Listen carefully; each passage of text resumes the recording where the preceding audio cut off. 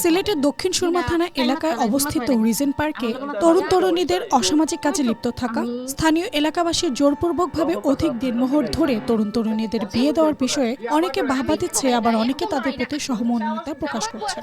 কোন সময় ডরাইতো না, এত সময় ধরে নিচে লাগিনি ডরাইমু।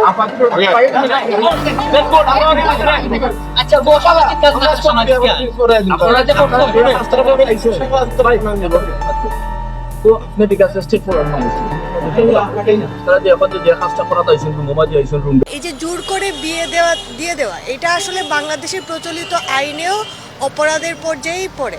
এটা কোনো সামাজিক বিচার না, এটা সামাজিক হেনস্থা বলা যায়। দুজন প্রাপ্তবয়স্ক নারী পুরুষ যদি একত্রে ঘুরতে যায় বা কোথাও অবস্থান করে, এটা ওনারা করতে পারে। আমরা যখন ঘুরতে যাই অনেক সময় যে আমাদের এ সকল কিছুর আড়ালে আমরা বেশ কিছু বিষয় থেকে সরে যাচ্ছি। তার মধ্যে প্রথম হলো এই যে রিসোর্টের ছেলে মেয়েদের ধরে বিয়ে দেওয়ার দায়িত্ব এলাকাবাসীকে কে দিয়েছে। একটা স্বাধীন দেশে আবদ্ধ কক্ষের ভেতরের কার্যক্রম পর্যালোচনার দায়িত্ব কেউ কাউকে দিয়েছে বলে তো জানা ছিল না। এখন এই কথার উত্তরে এবার আসতে পারে ধর্মীয় রীতি এবং সামাজিক অবক্ষয় রোধে এলাকাবাসী সুনাগরিকের দায়িত্ব পালন করতে গিয়ে তাদের সর্বকালের শ্রেষ্ঠ কাজটি করেছেন। কিন্তু ভেবেছেন কি আপনার এই মহৎ কাজের জন্য এই ছেলে মেয়েদের জীবনে কত বড় ভয়াবহতা ডেকে এনেছেন? অনলাইন সাংবাদিক এনে ইচ্ছে মতো ভাইরাল করে তাদের পরিবারকে কতটা ইমেজ ক্রাইসিসে ফেলেছেন। শুধু তাই নয়, ধর্মের দোহাই দিয়ে তাদের উপর চাপ সৃষ্টি করে মন গড়া দেনমোহর ধার্য করেছেন। অথচ ইসলামী দেনমোহর সম্পর্কে সুস্পষ্ট ধারণা দেওয়া হয়েছে যে স্বামীর সামর্থ্য, স্ত্রীর মর্যাদা এবং পারস্পরিক সমঝোতার ভিত্তিতে মোহরানা নির্ধারিত হবে।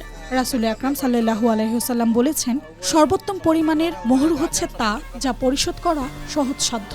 কিন্তু আমরা কি করেছি? এই পুরো বিষয়টাকে অন্যভাবেও কিন্তু সমাধান করা যেত।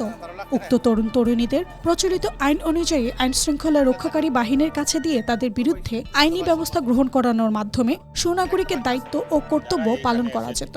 আইন শৃঙ্খলা বাহিনী তাদের পরিবারের কাছে সঠিক পন্থায় হস্তান্তর করত। পরিবার কর্তৃক প্রয়োজনীয় পদক্ষেপ গ্রহণ করে তরুণ তরুণীদের সফলতার রাস্তা সুগম রাখতে সহায়ক হতো। উক্ত কথায় কিন্তু একবারও বলা হয়নি যে তারা যা করেছে তা ঠিক করেছে। অবশ্যই তারা অন্যায় করেছে, তবে একবার ভেবে দেখুন তো তাদের এই অন্যায়ের খেসারত আজ তাদের পরিবার কিভাবে দিচ্ছে। নিজেদের কাছে, সমাজের কাছে তাদের পরিবারকে কতটা হেয় প্রতিপন্ন হতে হচ্ছে। আর যদি এই অপমান সইতে না পেরে কোনো বাবা, কোনো ভাই আত্মহত্যার পথ বেছে নেয়, তাহলে তার দায় কে নেবে? আমি না আপনি? কিন্তু এসব কিছুই হয়নি, বরং উপরোক্ত কোনো পদক্ষেপ না নিয়ে রিসোর্টে আগুন দিয়ে ও তরুণ তরুণীদের জোরপূর্বক বিয়ে দিয়ে তাদের পারিবারিক সম্মান ও তাদের নিজ নিজ স্বীয় সত্তাকে মাটি চাপা দিয়ে রাষ্ট্রের প্রচলিত আইনকে বৃদ্ধাঙ্গুলি দেখানো হয়েছে। আর যারা অতি আবেগী সুনাগরিকগণ সেজে এমন করেছেন, তারা কি নৈতিকভাবে খুবই স্বয়ংসম্পূর্ণ? তারা কি বুকে হাত দিয়ে বলতে পারবেন যে তাদের জীবনে এমন কোনো রেকর্ড নেই? যদি থেকে থাকে, তাহলে আপনাদের কাছে আমার প্রশ্ন থেকে যাবে, আপনি কিভাবে কোনো ব্যক্তি সত্তা বা ব্যক্তি মালিকানাধীন সম্পদের ক্ষয়ক্ষতি সাধনের ক্ষমতা রাখেন?